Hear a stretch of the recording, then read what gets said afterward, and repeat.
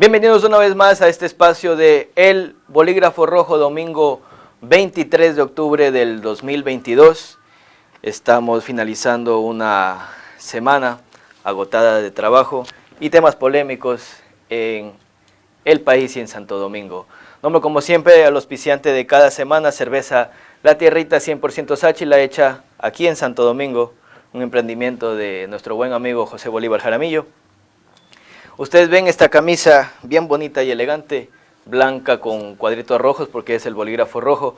Gracias a Camisería Inglesa, la camisería o la tienda de ropa para varones más elegante de Santo Domingo. No solo camisas, pantalones, zapatos, corbatas, medias, ternos, todo lo que tú necesites para tu ocasión especial, ceremonial y de etiqueta. Camisería Inglesa está ubicada en la avenida Río Lelia, diagonal al Hospital del IES. Otro auspiciante que sin ellos fuera imposible también realizar este espacio es Cofisa, los terrenos urbanísticos más importantes de Santo Domingo en los mejores lugares, o sea, mejor ubicados y a los mejores precios. Los números están saliendo en pantalla, llama a Cofisa y cotiza en Cofisa para que conozcas sus planes viviendísticos y tengas un lugar en donde vivir y te van a servir mucho. Si no es para ahora, para el futuro. Sin más, no quiero cortar o quitar más tiempo a los auspiciantes. Tengo un invitado que conseguimos la entrevista, lamentablemente no pudimos hacerlo presencialmente por razones más allá de nuestras manos, pero lo tenemos aquí por videollamada y tengo yo que decir que estoy un poquito nervioso porque la persona que voy a entrevistar es una persona de larga data en el Ecuador, una persona conocida por todos y que ha sido un comunicador, si no es el primer comunicador, no el primero, pero actualmente es el primer periodista del país. Y me refiero, por supuesto, a don Alfonso Espinosa de los Monteros. Bienvenido, don Alfonso, gusto tenerlo en el Bolígrafo Rojo. Muchísimas gracias, Fabio. Es un gusto, pues, dirigirme a los televidentes de Saracay, a los radioyentes, que, bueno, algo más querrán conocer de mí, aunque yo prácticamente lo he contado todo, sobre todo en los últimos tiempos, que muchos colegas como tú han estado pendientes de entrevistarme, ¿no? Así es que estoy a tus órdenes. Vamos adelante. Excelente, don Alfonso, muchas gracias por atender esta entrevista. Y vamos a iniciar con las preguntas y los temas, que son varios los que tenemos. Y más allá, saliendo de la broma, de los memes y todo eso, don Alfonso, actualmente en este 2022, ¿cuántos años tiene? Si es que se puede saber, porque dicen que don Alfonso es un hombre muy vanidoso y que no le gusta y que se reserva contar su edad. No, no, no, no, para nada, para nada. Yo digo mi edad, siempre la he dicho.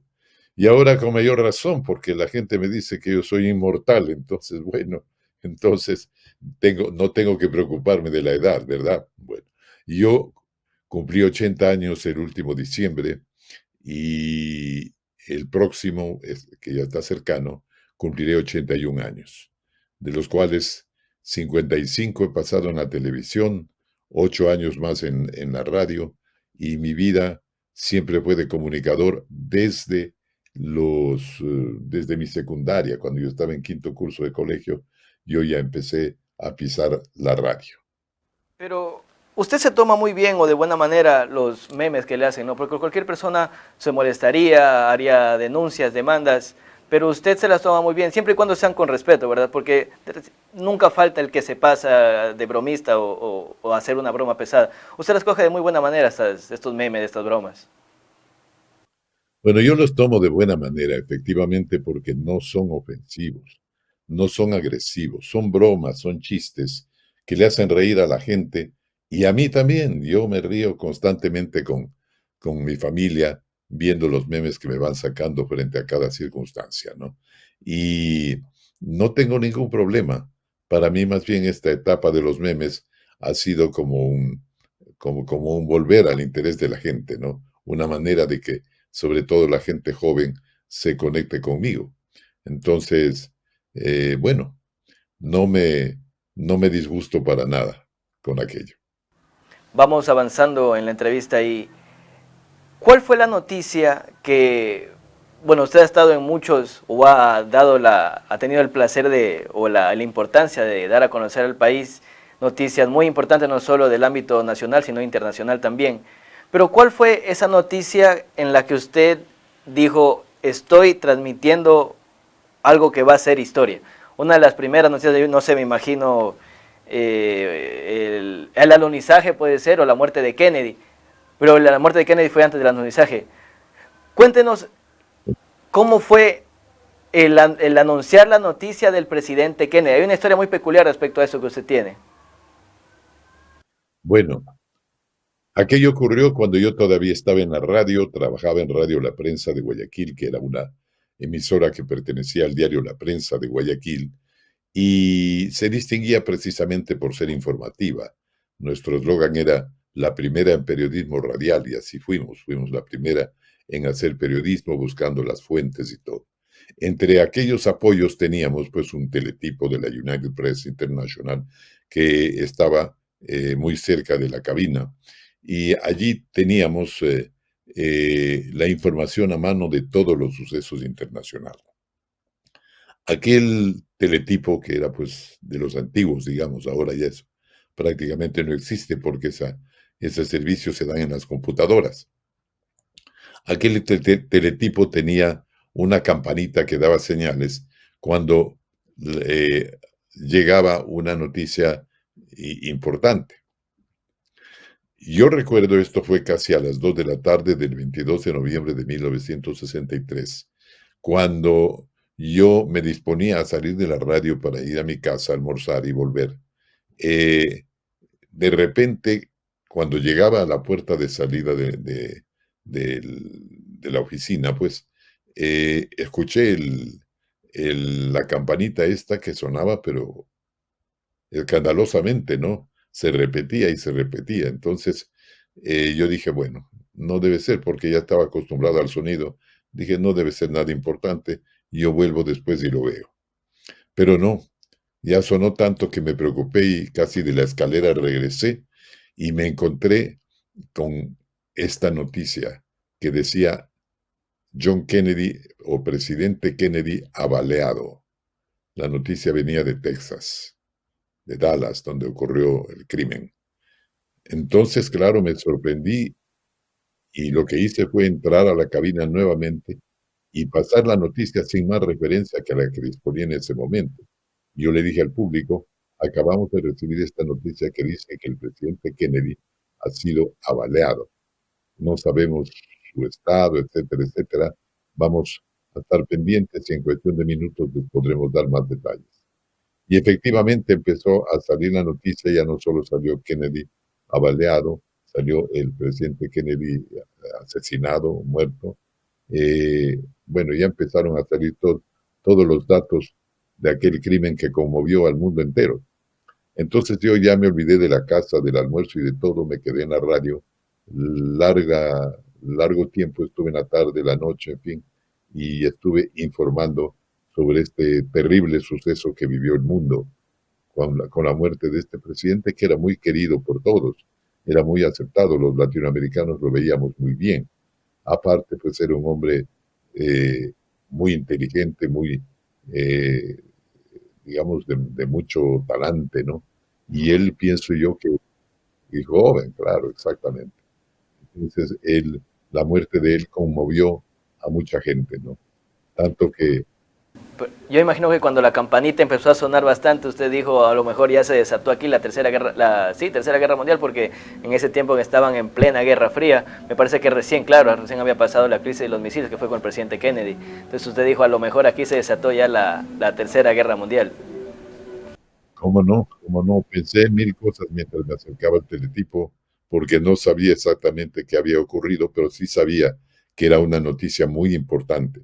Sí pensé en algún ataque a Cuba o alguna reacción de Cuba, porque efectivamente habíamos pasado recientemente la crisis de los misiles y allí pues el presidente Kennedy tuvo una actuación muy firme y obligó a la Unión Soviética a retirar los misiles de la isla cubana y bueno, la crisis pasó, pero siempre quedaba la duda de qué podía ocurrir, que bajo la amenaza que estaba el mundo, si es que llegaban a enfrentarse las dos potencias, aunque fuera allí en territorio cubano. Entonces, pensé en todo eso así rápidamente, como la mente trabaja en estas circunstancias, y, pero ya enseguida me encontré pues con la noticia de que el presidente había sido asesinado, ¿no? Don Alfonso, y otra pregunta para salirnos un poco del tema y que nos cuente también acerca de, bueno, usted la historia de la comunicación en el Ecuador, más que todo en la televisión. Ecuavisa, si bien es cierto, no fue el primer canal fundado en el Ecuador, parece que es el segundo, tercero o hasta cuarto, pero usted estuvo desde los inicios en Ecuavisa, que actualmente es el canal número uno del Ecuador. ¿Cómo fueron estos inicios de Ecuavisa? Si bien no fue el primero, ya lo dijimos, pero ¿cómo fueron estos inicios?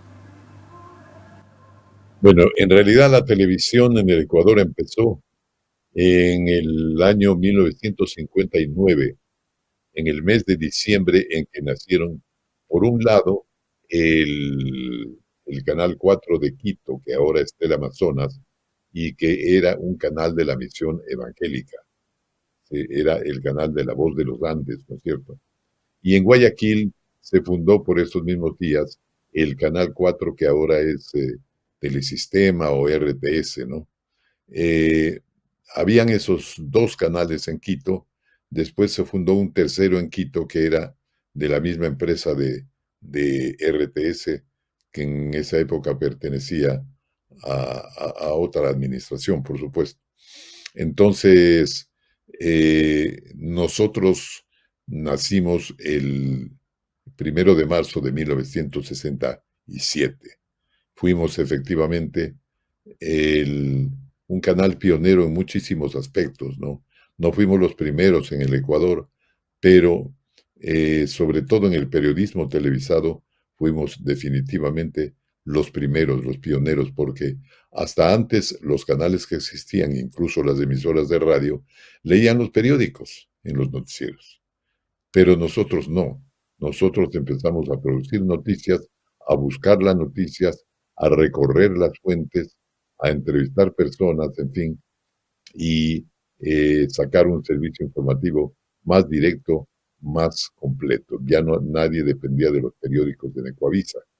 Y claro, las noticias las teníamos que buscar, las teníamos que producir, las teníamos que procesar, las teníamos que después transmitir. Y por ese motivo Ecuavisa fue el primer canal periodístico y esto fue lo que le dio esa característica. Mucha gente piensa que nosotros hemos sido los primeros en transmitir, pero no, fue esto, el periodismo televisado, lo que nos dio esa oportunidad de ser pioneros. Cuando usted dice nacemos, ¿quiénes estaban dentro de ese nacemos? ¿Estaba usted? Me imagino que el señor Alvarado. ¿Quiénes más estaban dentro del grupo de los que fundaron Ecuavisa? Bueno, éramos muy pocas personas, parece mentira, pero ese canal nació con 18 personas, miren ustedes. 18 personas trabajábamos, operábamos el canal, etcétera, ¿no? Como ocurre siempre en los canales pequeños, ¿no? Hace un momento me decía tu compañera que ella cumple varias funciones allí en Saracay. Bueno, así era en Ecuavisa en los comienzos. Había poca gente y mucho que hacer. Estaba, por supuesto, el señor Javier Alvarado Roca, que era el presidente de la empresa, el fundador, y en la parte informativa estaba yo, eh, al, digamos, casi a un año de haber iniciado el canal, sus transmisiones, yo fui nombrado director de noticias.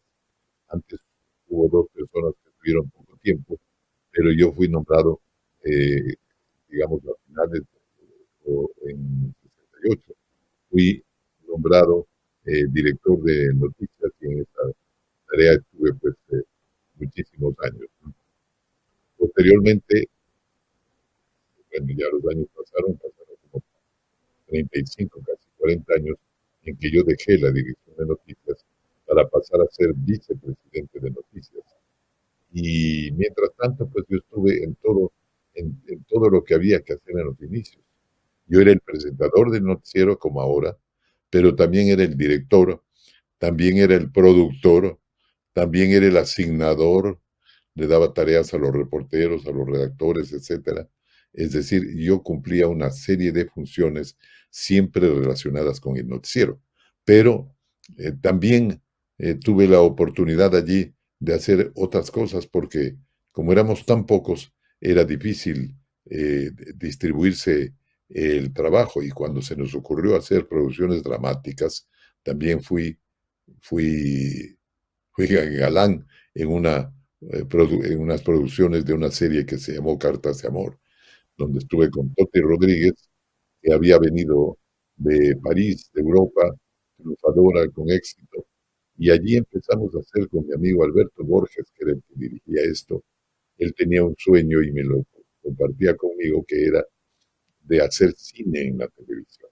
Entonces empezamos a hacer estos unitarios, eran programas de una hora, donde se contaban historias de amor, desde luego, y hicimos una serie, ¿no? Después otro equipo también empezó a hacer lo mismo, en fin, y allí Ecuavisa se convirtió en el canal pionero de las producciones dramáticas en el Ecuador. Después vinieron Don Alfonso incluso, dio su primer beso, no solo su primer beso en televisión, sino que el primer beso que los ecuatorianos vimos en televisión, con la actriz Toti. así es, cómo no, fue ese famoso beso, siempre me lo preguntan, que llamó tanto la atención porque, claro, la gente había visto en el cine y en la televisión besos de actores extranjeros, pero nunca se imaginó a actores nacionales dándose un beso frente a la cámara. Y esto fue pues un, un, un acontecimiento para el público que seguía paso a paso todo lo que nosotros hacíamos. Bueno, estuvo muy linda esa experiencia, por cierto, con Toti. Muy bien, don Alfonso, vamos a ir a la primera pausa comercial porque el tiempo se nos está yendo, pero al regresar vamos a contestar la pregunta, una de las preguntas que tengo aquí, y es, ¿cuál fue la entrevista o el invitado más complicado de entrevistar? Para mí, a mi corta experiencia como entrevistador, fue Fabricio Correa, una persona que estuvo aquí en el programa, y yo muy joven, fue hace 2 años esa entrevista, y él estaba en ese tiempo precandidato a la presidencia, nunca se presentó como candidato, pero estaba. Entonces él venía con una agenda de que él quería contar o dar a conocer su plan de trabajo, y yo muy ingenuo, yo quería llevar la entrevista por otro lado, pero bueno, para mí como que él me comió vivo. Entonces Me ganó. me arrolló. Ajá, exactamente. Entonces, de igual manera, ¿cuál fue alguna entrevista en la que usted a lo mejor se sintió acongojado, con miedo o nervioso, sea un personaje nacional o internacional, un actor? Nos contestará don Alfonso esta pregunta después del corte comercial.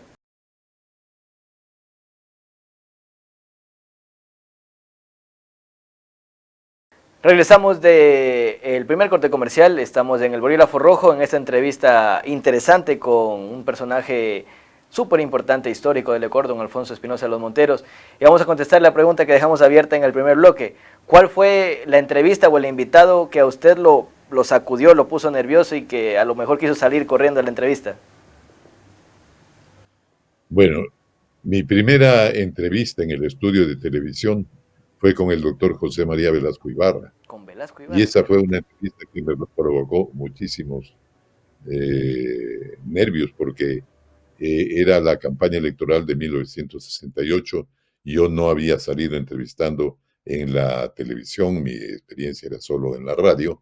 Y el doctor Velasco Ibarra pues era un personaje muy especial, ¿no? Él eh, no estaba acostumbrado, no conocía la televisión. Entonces era difícil conversar con él, ¿no? Y claro, como muchos entrevistados, tendía a hablar lo que él quería y punto, ¿no? Algo así como lo que te ha pasado con Fabricio, que creo que Fabricio es fácil, sobre todo si le comparamos con el hermano, Rafael. En todo caso, el, el doctor Velasco Ibarra, pues, llegó a los estudios de Coavisa después de unos antecedentes que a todos nos preocuparon, porque cuando cayó el cuarto velasquismo, o sea, esto en el año 71, perdón, no, en el año, a ver, el cuarto velasquismo en el año 60, el 61. La revista Vistazo había publicado unas fotografías muy llamativas, digamos, una portada tremenda, porque esa caída fue muy cruenta y hubo mucha represión. Entonces, en la portada de Vistazo salió un, una alegoría, un dibujo de la patria que estaba sosteniendo a estudiantes del Colegio Vicente Rocafuerte que habían muerto en esa, en esa experiencia política que tuvo el país. Entonces, nosotros tuvimos la idea de que el doctor Velasco Ibarra no iba a aceptar una entrevista con Ecoavisa, dado que Ecoavisa y Vistazo, pues, son empresas hermanas y él seguramente recordaba esto eh, de mala manera, Y me ¿no? imagino que esta fue la primera campaña electoral ya televisada. ¿O hubo antes Sí, alguna que ya haya sido televisada? no, no, no. Esa fue la primera campaña televisada en la que nosotros pudimos dar el desarrollo de la campaña en los noticieros, hacer este programa que se llamaba Ante la Prensa, eh, y con todos los candidatos y personajes políticos de aquella época, donde entrevistaba yo, y desde luego también eh, transmitimos los resultados, ¿no? No con tanta agilidad como se hace en los tiempos actuales que tenemos los sistemas digitalizados que nos ayudan tanto, pero llegamos nosotros a dar esa misma noche el resultado de las elecciones en la que el doctor Velasco resultó triunfador. Bueno, pero con los antecedentes de lo de Vistazo, ¿qué ocurrió? Que pensamos que él no iba a aceptar nuestra entrevista. Pero claro, nuestra obligación era invitarlo como Hacerle la habíamos invitación. hecho con todos los candidatos. Eh, Dirigimos una comunicación a su equipo de campaña y nos aceptaron. Dijeron que el doctor Velasco Ibarra estaba dispuesto a ir a a esta entrevista de televisión.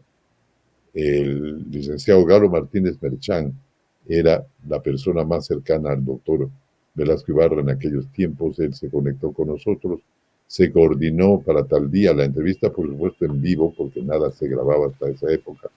Y el doctor Velasco Ibarra de repente llegó al canal, pues, pero muy seguro, como era él, una persona así, hasta un poco altanera, ¿no? Entonces llegó, nos habíamos coordinado allí, el señor Alvarado estaba en la oficina de él y yo estaba en el lobby del canal, dispuesto a recibir al doctor Velasco.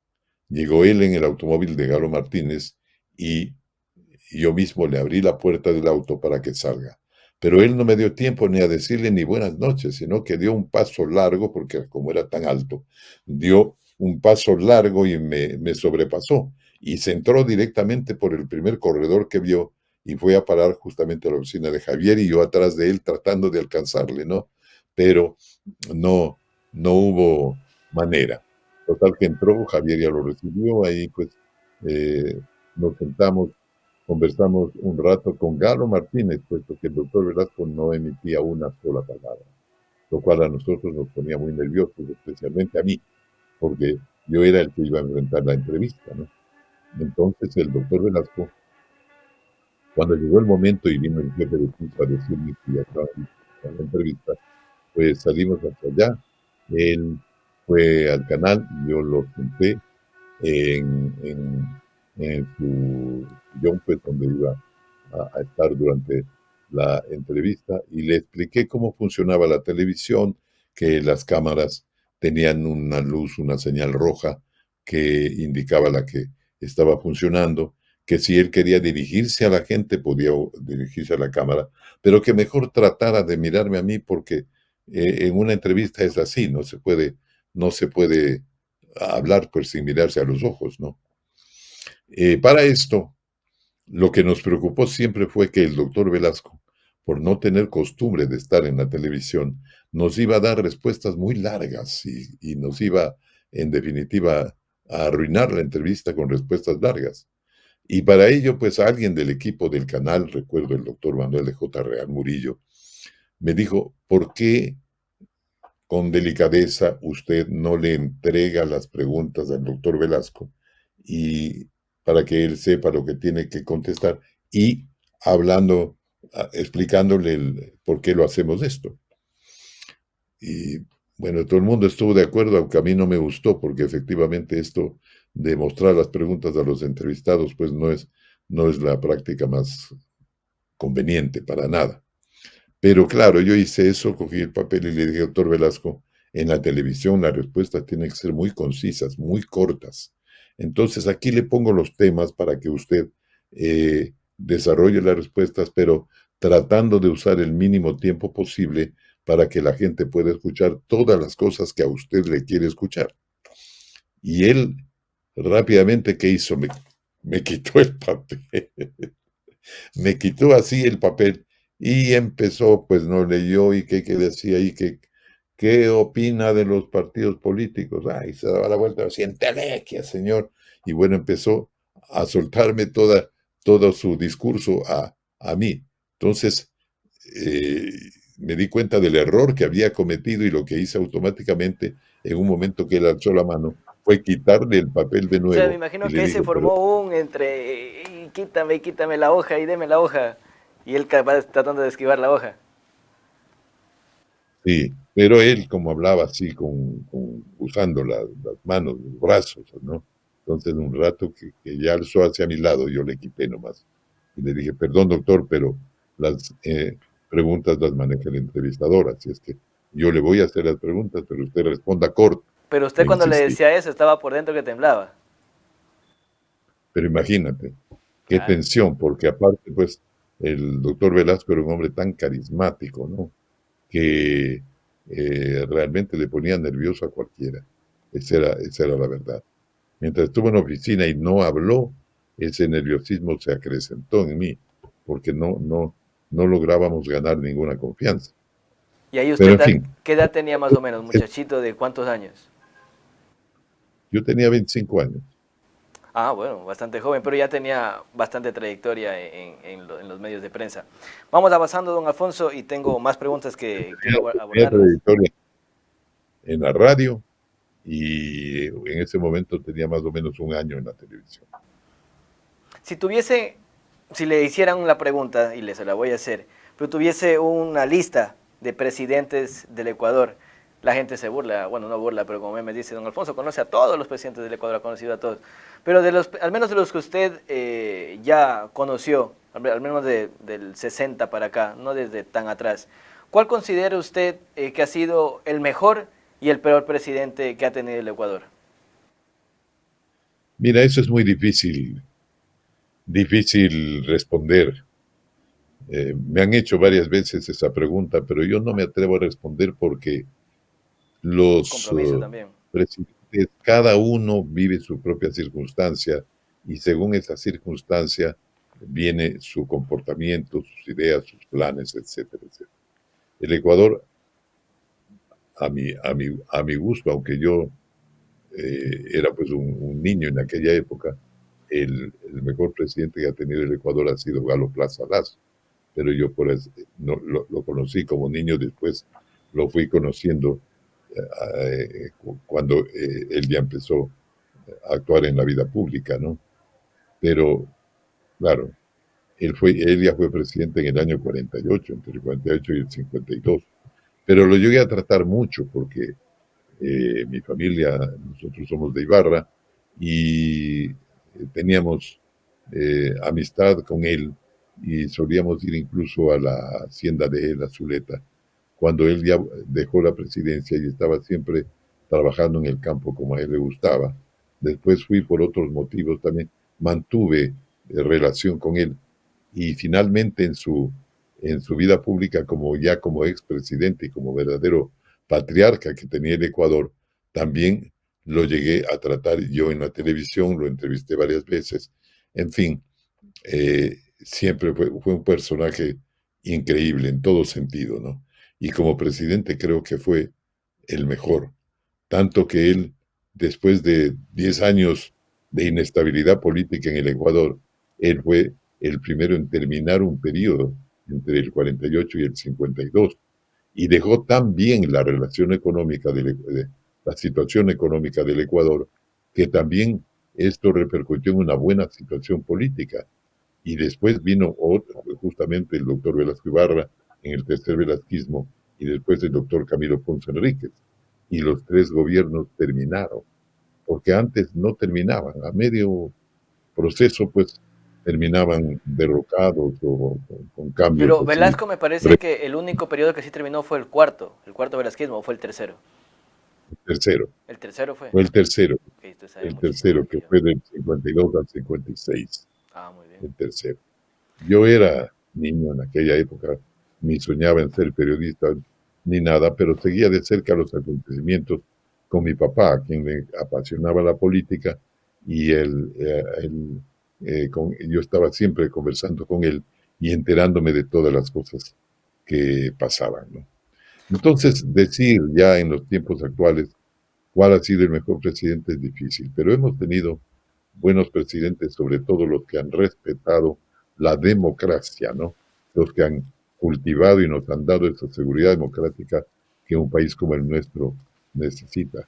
Y en esa línea, pues, Jaime Roldós, Osvaldo Hurtado, León Flores Cordero, Rodrigo Borja, Sixto Durán Ballena, en fin, fueron presidentes que sí trataron de respetar esos principios democráticos que son muy importantes, sobre todo la libertad de prensa, la libertad de expresión. Eh, Después ya sabemos lo que pasó, tuvimos dictaduras y en los últimos tiempos tuvimos un gobierno muy autoritario como el de Correa, donde ocurrieron muchísimas cosas, ¿no? Entonces, yo prefiero los presidentes democráticos, aquellos que le dan valor a la democracia, y de eso sí ha tenido la historia del Ecuador. Cuéntenos, don Alfonso, para ir cerrando ya este bloque, porque quiero dejar el tercer bloque para el tema de política actual y la situación del país. También el tema del alunizaje. Usted estuvo presente en Florida, en la base John F. Kennedy, donde se lanzó el primer cohete que iba al espacio. ¿Cómo fue esta producción o el plan de contingencia o el enviar a un periodista desde Ecuador hace casi 50 años, creo que es más de 50 años, en el 68 fue esto, me parece, el 39. alunizaje, 69. Entonces fue don Alfonso personalmente a la cobertura de este evento histórico para la humanidad. Cuéntenos un poquito acerca de esto. Bueno, eh, primero explico que en aquella época los canales de televisión no podíamos transmitir en directo imágenes. Estas antenas parabólicas que ahora existen por todas partes, no había una sola en el Ecuador. Recién la primera se puso en el gobierno del general Rodríguez Lara a partir del año 72. Entonces, el año 69 nosotros no podíamos transmitir imágenes. Entonces, claro, la primera idea fue que había que traer las imágenes, pero seguramente al día siguiente. Teníamos una conexión con el Canal 7 de Miami y con el apoyo de ellos yo pude traer las imágenes. Pero el día del lanzamiento del cohete Apolo que se llevó el módulo lunar, allí en Cabo Kennedy o Cabo Cañaveral, yo estuve haciendo una narración como si fuera radio desde un teléfono eh, y viendo todas las escenas en grandes pantallas donde se, se veía pues al, a este inmenso cohete Apolo cuando despegó y salía, y después las imágenes que ya vinieron desde el espacio, cuando llegó, cuando se desprendió el módulo lunar, empezó a dar vueltas alrededor de la Luna y finalmente bajó a la superficie lunar con el astronauta Neil Armstrong. Entonces, yo todo eso lo narré simplemente desde un teléfono, no tenía otra posibilidad. Entonces la gente pudo ver directamente lo que estaba ocurriendo. La noticia había conmocionado al mundo y por ese motivo nos preparamos como pudimos y me decidí a hacer esa transmisión por teléfono porque era la única manera que yo tenía para contarle los sucesos a la audiencia ecuatoriana. Desde luego en el estudio de Canal 2 de Guayaquil teníamos personas que comentaban sobre el asunto, teníamos hasta artistas. Entonces hicimos una transmisión bastante novedosa para aquellos tiempos. Y desde luego mi voz iba saliendo en esta narración. Ya al día siguiente tenía una grabación en cinta de videotape y esa la envié a Guayaquil y esa misma noche el canal la transmitió. De esa manera el público vivió este acontecimiento tan importante, el público ecuatoriano lo vivió.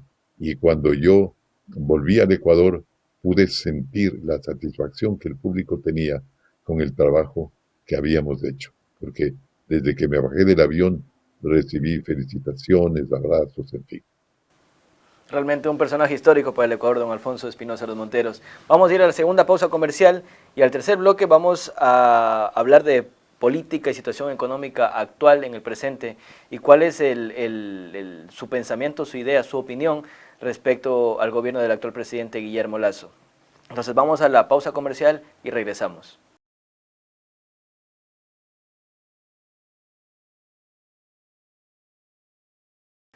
Regresamos del segundo corte comercial, estamos en El Bolígrafo Rojo con don Alfonso Espinosa Los Monteros y vamos ya a topar el tema que habíamos dejado abierto en el primer bloque, en el segundo bloque, y es la situación actual del Ecuador, la delincuencia, el narcotráfico, los obstáculos políticos que pone la Asamblea al presidente para que no lo dejan gobernar. Entonces, ¿qué opina usted, don Alfonso, respecto a la situación política, social del país? El gobierno de Guillermo Lasso, ¿es un gobierno al que le falta pantalones o es demasiado democrático y al no poner mano dura como se quisiera, a lo mejor es esa la falla del gobierno? ¿Cuál es su lectura del gobierno de Guillermo Lasso? Bueno, yo creo que el presidente Lasso es un gobernante muy bien intencionado, con buenas ideas, incluso para poder desarrollarlas. Pero las dificultades propias del país no, no facilitan las cosas, ¿no? Por un lado, pues tiene una asamblea con una mayoría en contra que prácticamente le sabotea todos sus proyectos y todas sus ideas. Ha tenido que hacer varias cosas, entenderse con unos, después pelearse, etcétera. Ha tenido serias dificultades y las sigue teniendo.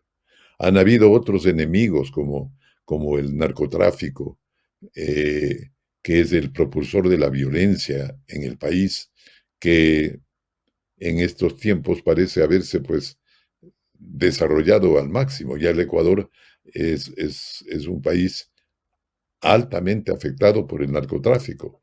Pues esto le tocó afrontar a Guillermo Lasso, lo ha hecho con toda la decisión posible, pero siempre dentro de la ley. Y dentro de las condiciones para las cuales el Ecuador ha estado preparado.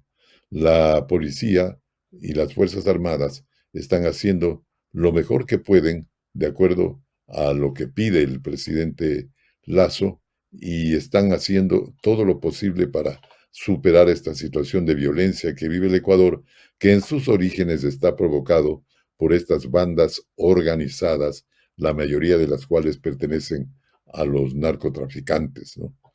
Él ha tenido contactos internacionales muy importantes, sobre todo con Estados Unidos, que es el único país que de alguna manera puede compartir con nosotros esta lucha y también unirse contra el narcotráfico. Sé que hay convenios con Israel, en fin, y todo eso ayudará pues a, a superar nuestra condición para que podamos en definitiva estar en capacidad de, de combatir a estos enemigos tremendos que son los narcotraficantes, ¿no? Corren dinero, corren sangre sin ninguna preocupación y todos estos crímenes que estamos viendo, la alta delincuencia, la han desarrollado desde allí, se han tomado las cárceles, en fin. Para el gobierno de Guillermo Lasso, esta es una experiencia muy difícil y es una experiencia totalmente nueva, ¿no? Porque antes teníamos violencia, sí, en grado bastante menor. Incluso decíamos que el Ecuador es una isla de paz, pero ahora las cosas han cambiado, desgraciadamente, y estamos acosados por esta violencia. El gobierno está respondiendo dentro de sus condiciones y como puede. ¿Usted cree, don Ojalá. Alfonso, bueno, no más que si usted cree, pero esto se debe también a los 14 o 10 años anteriores, antes del morenismo, en los que se dio mano libre o se aflojó la mano para que estas bandas delictivas operen en el país, como lo que pasó en sacar la base aérea de Estados Unidos en Manta, y una serie de cosas más que favorecieron o la tabla de consumo, favorecieron al expendio y al control de la droga en el país. Sí, yo creo definitivamente que allí se dieron facilidades, digámoslo de alguna manera. En un momento, pues, el gobierno de Rafael Correa empezó abriéndole las puertas a todos los colombianos que venían de allá sin ninguna discriminación. Venían los buenos y venían los malos. Entonces allí entró mucha gente vinculada con el narcotráfico, con los grupos guerrilleros, etcétera. Después se creó pues esta ley de las dosis mínimas de consumo, que es lo que ha creado el microtráfico, porque como está aceptado que una persona pueda tener un mínimo de droga, entonces empezó a venderse con toda libertad, sobre todo entre los estudiantes en los colegios. Y como la droga es así de peligrosa, pues estos muchachos, estos jóvenes estudiantes han tenido que volverse también traficantes para poder contar con la droga que los narcotraficantes les daban, siempre y cuando cumplan su papel de vendedores. Entonces, todo eso, estos fenómenos han sido nuevos y se crearon a partir de esta ley. Después, en, en, el, en el gobierno de Rafael Correa, se produjo el episodio, para mí triste episodio, de la salida de los americanos de la base de Manta, porque estaba y ahora puede comprobarse, es cuestión de revisar un poco la historia, revisar las estadísticas, mientras estuvieron los americanos en la base de Manta, pues hubo un fuerte control y los traficantes no podían llegar a las costas ecuatorianas. Pero inmediatamente que se fueron, empezaron a aparecer las famosas avionetas que aterrizaban en cualquier lugar de la provincia de Manabí, de Esmeralda sobre todo, y para llevar droga o para traer droga, para traer dinero o para llevar dinero, en fin, hacer de este negocio ilícito pues un negocio grande como se ha convertido. Muy bien, Entonces, don todo Alfonso, eso vamos contribuye. avanzando el tiempo que ya se nos está acabando y hay algunos temas que se van a quedar por fuera. Me hubiese gustado querer hablar de la guerra al CENEPA, en la que usted estuvo ahí en el Alto CENEPA como reportero, como periodista. Hablamos ya del presidente Lazo, ¿sí? Lo que me preguntas son, me obliga a contar como anécdotas de estos hechos, entonces ahí yo también me alargo un poco, discúlpame. No, sí, está muy bien. Es lo que pasa, lo que me está pasando a mí, lo que a usted le pasó con Velasco Ibarra, tal cual lo mismo. Se está extendiendo y hay que aprovechar el tiempo que tenemos en televisión. Hay un tema que también quiero tratar y con esto vamos a finalizar, y es el tema de, más que el feriado bancario, la dolarización. Mucho se ha especulado y sectores de izquierda dicen que la dolarización afectó al país porque que se pierde la soberanía, que tantas cosas. Pero viéndolo ya después de 13 años, 23 años, este evento que pasó en el país, a lo mejor la dolarización fue un sacrificio que tuvimos que tomarlo para bien a futuro. Recientemente, hace una semana y justo hoy en la mañana terminaba de ver una entrevista que le hicieron al expresidente Yamil Maguad y él cuenta paso a paso la crisis bancaria que llevó al feriado bancario y después la dolarización. Y contaba que luego agentes del FMI tomaban en cuenta lo que se hizo en Ecuador para luego hacerlo en la crisis del 2008 en Estados Unidos. Entonces que en algo, o sea, no es que en algo, pero a la final eso de la dolarización fue un sacrificio que hicieron la gente mayor. Yo estaba muy jovencito, los jóvenes estábamos muy jóvenes, niños, pero la gente mayor a la final tuvo que hacerlo no voluntariamente, pero fue un bien para el país, la dolarización. ¿O qué pensamiento, qué idea, qué opinión tiene usted respecto a este evento del país histórico? Bueno, la dolarización es lo mejor que le pudo haber ocurrido al Ecuador en los últimos tiempos. Las crisis económicas nos han refundido desde siempre, pero la dolarización tiene una virtud, y voy a explicarla lo más concretamente posible, que ya no tenemos moneda ecuatoriana, es verdad, pero al no tener moneda ecuatoriana, le estamos quitando de la mano a los políticos la posibilidad de que devalúen. Por impresión de Cuando moneda. Así es. Cuando el presidente Maguad dolarizó la economía, el dólar llegó a 25.000 sucres. Y si es que el presidente Maguad continuaba en el gobierno y no dolarizaba, quién sabe en cuánto estaría en este momento Hubiese el, llegado a el dólar. 30 sucres, 30.000 sucres o más. No, mucho más, porque la situación económica fue tremenda, la crisis bancaria y todo. Todo eso nos hubiera llevado a devaluar más y más la moneda. Vean ustedes que Colombia, como un país más estable económicamente hablando, eh, tiene que seguir devaluando y devaluando la moneda. Entonces, ese es un mal tremendo que regularmente la hacen los políticos. ¿Por qué? Porque devalúan por razones políticas, no por razones económicas, ¿no? Antes no tuvimos esto, pero desde que vino el petróleo también, todos estos males se han dado. Pero la dolarización ha sido un paso bueno porque nos permite tener una moneda fuerte y una moneda eh, segura para poder manejarlo. En este momento, si tú te endeudas en dólares, sabes que estás debiendo en dólares y que no va a cambiar eso. Si hubiera sido en sucres, los sucres hubieran seguido subiendo, subiendo, subiendo y quién sabe en cuánto estaría tu deuda.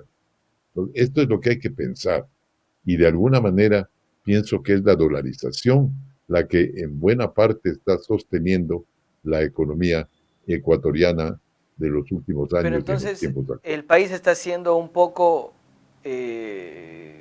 ¿cómo se dice?, no grato con el presidente Maguad porque a la final las decisiones que tuvo que hacer fueron porque fueron necesarias para la estabilidad del país. Tanto el feriado bancario porque hubo una corrida bancaria, más que bancaria fue, sí, bancaria, monetaria y de fuga de capitales. Por eso produjo el feriado bancario porque tuvieron que, de lo que entiendo y cuenta él en la entrevista, es que tuvieron que evitar que los capitales salgan del país, porque el país iba a quedar y era una fuga masiva de dinero.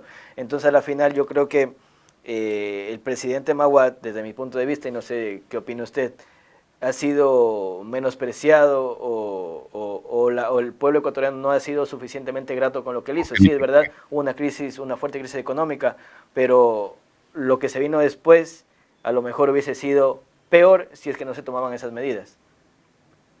Si no se tomaba la de la dolarización, sí.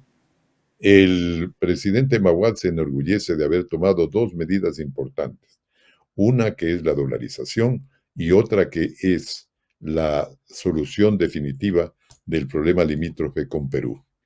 Y creo que tiene razón, o sea, ahí hay que darle la razón, fueron medidas acertadas. Lo que pasa que este tema de la dolarización creaba mucho escozor, sobre todo en los sectores políticos, y todo el mundo hablaba de la soberanía, pero la soberanía no es algo tangible, ¿no? Es un principio válido, por cierto, pero de ninguna manera se ha afectado la soberanía del Ecuador por la dolarización. Hay países como Panamá que tienen muchísimos años una economía dolarizada y son perfectamente soberanos. Y El Salvador es igual. Entonces, a nosotros no nos ha afectado. Esa fue una decisión acertada. Lo que pasa es que de alguna manera sorprendió, aunque había ya en el Ecuador sectores que promovían esto de la dolarización. Y el presidente Maguad habló con expertos de varios países y trató de tomar una decisión lo más meditada posible, ¿no? Entonces, eh, de alguna manera decía, a los ecuatorianos nos sorprendió, porque estábamos acostumbrados a la devaluación, pero cuando ya la hiperinflación nos iba ganando, eh, el presidente Maguad dolarizó, y eso significó parar la hiperinflación. De otra manera, nosotros hubiéramos entrado, como otros países, como Argentina, por ejemplo, a un ciclo de devaluaciones interminable, ¿no? Y la devaluación es el peor mal que le puede pasar a la gente, porque viene de la hiperinflación. ¿Y eso qué significa? Significa encarecer la vida de la gente. Tu sueldo se viene volviendo más pequeño cada vez. Entonces, con la dolarización, no. Tú sabes que ganas en esos dólares y esa moneda vale lo mismo. Aquí ya no, como ocurría con el sucre. Muy bien, hemos llegado al final de esta entrevista. Don Alfonso, muchísimas gracias por su tiempo, gracias por haber aceptado esta entrevista. Nos hubiese gustado tener un programa de 3 horas para poder hablar con usted de muchos temas más del país, de la caída de Bucarán, la caída de Lucio, la caída de Maguad mismo, la guerra del Cenepa, que se me escapó, pero por ahí la mencionamos. Y muchos eventos más en los que usted ha sido parte importante como informante a la nación y como comunicador. Para mí es un gusto personal, muy grato haberlo tenido en esa entrevista, y nos vemos la próxima semana con usted televidente. Don Alfonso, un último mensaje a la ciudadanía de Santo Domingo, un mensaje para Santo Domingo, y vamos a hacer esto, cerremos con esto, y con esto ya nos despedimos. Cuéntenos, don Alfonso, cuál es su opinión real, no como candidato político, porque el candidato político siempre habla bonito y para convencer, pero real, una opinión real de qué cree usted que le falta a Santo Domingo, o cuál es su opinión de Santo Domingo, porque los santodomingueños somos muy orgullosos de nosotros de ser santodomingueños, pero siempre se habla de Quito, Guayaquil, Cuenca, Puerto Viejo, Machala, Riobamba, muchas ciudades, pero Santo Domingo es la cuarta ciudad más poblada del Ecuador, y por esa razón nosotros nos sentimos que deberíamos estar en el cuarto lugar de importancia del país. Sin embargo, no es así. Entonces, ¿por qué? ¿O qué es lo que le falta a Santo Domingo para hacer lo que necesita hacer? ¿Cuál es su opinión respecto a nuestra provincia Sáchila? Bueno, la provincia de Santo Domingo de los Áchilas es una de las provincias más importantes del Ecuador. ¿Por qué? Porque está en el centro del país. Geográficamente conecta con todo el Ecuador y, y está en una zona de altísima producción. Es una provincia que da trabajo a muchísima gente de otros lugares. A Santo Domingo ha habido siempre una migración muy fuerte, ¿no? Gente que ha ido a trabajar en agricultura, que ha ido a trabajar en pequeña industria, gente que ha ido a trabajar en artesanía, incluso en pequeños talleres, en fin. O sea, la gente ha ido hacia allá con la confianza de que ahí encontraba un porvenir. Yo recuerdo una vez que pasé por Santo Domingo y entré en una mecánica para que algo que pasaba en el carro me lo corrigieran. Y le pregunté al mecánico de dónde era él. Entonces me dijo que él era de Ambato. Y me dijo, le digo yo, ¿y por qué usted está en Santo Domingo? Dice, yo hice una investigación antes de venir acá para saber cuál era el Ecuador más promisorio del Ecuador, el lugar más promisorio del Ecuador. Y bueno, esa investigación me dijo que era Santo Domingo de los Colorados en aquella época, y, eh, y eso se había cumplido.